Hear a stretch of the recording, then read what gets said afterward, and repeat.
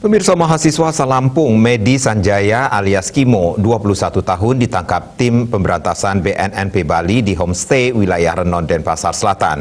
Barang bukti yang diamankan 10 buah plastik klip berisi sabu seberat 1000,15 gram senilai 2 miliar rupiah.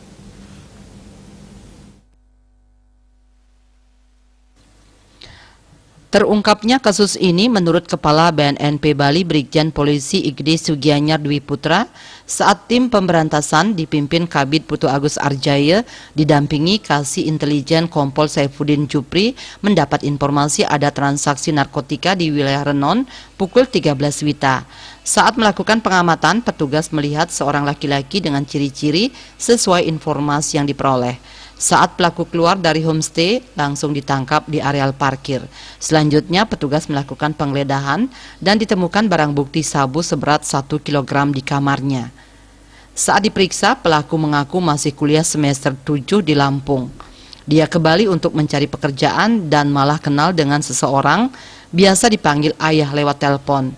Dia mengakui mengambil sabu, timbangan digital, dan bendel plastik klip tersebut atas suruhan ayah.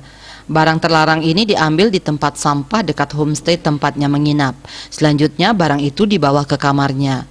Kertanegara Bali Pos melaporkan.